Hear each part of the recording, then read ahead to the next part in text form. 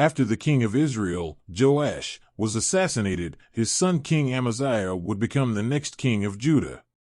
Predictably, one of his first actions was to have the servants who murdered his father put to death. Amaziah would then stay in fight mode by taking on the nation of Edomites.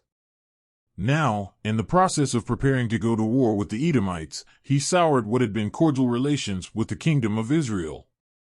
This is because he found himself having to backtrack from a short-lived alliance he created.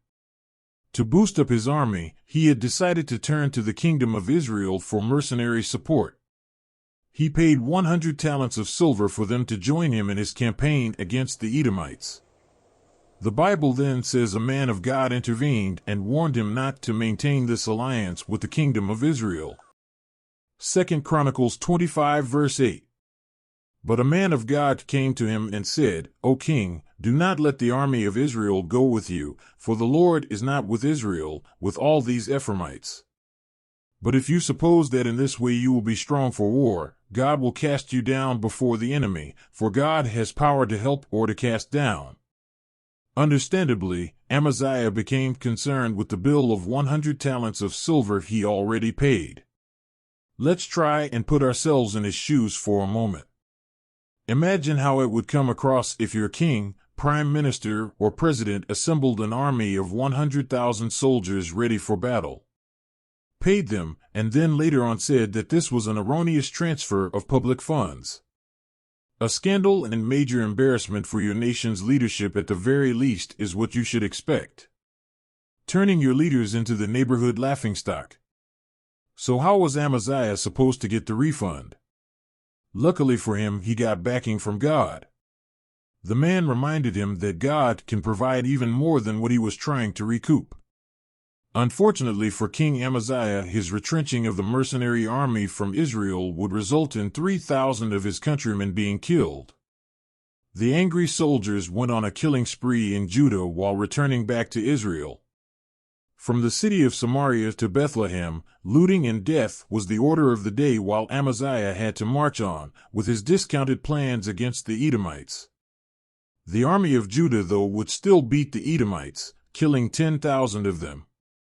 A saying attributed to Abraham Lincoln goes like this: nearly all men can stand adversity, but if you want to test a man's character, give him power.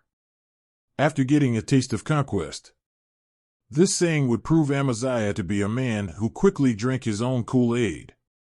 He took to worshiping and making offerings to the gods of the Edomites who had ironically failed to deliver in battle against him.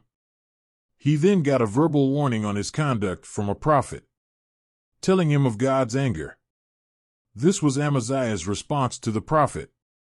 2 Chronicles 25 verse 16. Have we made you a royal counselor? Stop. Why should you be put to death? As you can see, his pride was getting a grip on him. Power corrupts, and absolute power corrupts absolutely.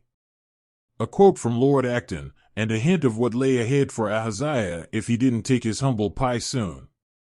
After dismissing the prophet's warning, the prophet let it be known that God had his number and was set on payback. Unfortunately, Ahaziah would continue his chest-thumping and turn his gaze towards his former contractors, the army of Israel.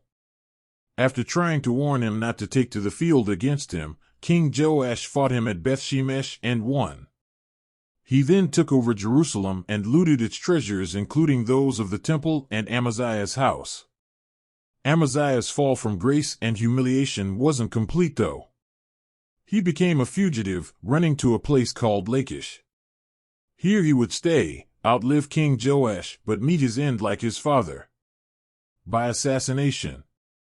His enemies kept conspiring until they eventually killed him. He was given the dignity, though, of having his body brought back and buried in Jerusalem. In summary, during the 29 years that he ruled over Jerusalem, Amaziah exemplified what we see in ourselves and many people in authority. Once quenched with the habits of being in authority, we tend to dictate more and more that things go our way. Ultimately, we get ahead of ourselves, insisting that others conform or get set aside. finally filling our heads with unrealistic utopian visions, however well intended, at the expense of reality. Living up to what King Solomon said in Proverbs 18 verse 12. Before destruction a man's heart is haughty, but humility goes before honor. King Amaziah's life played out as a man that was humble before God. That is until he got what he wanted.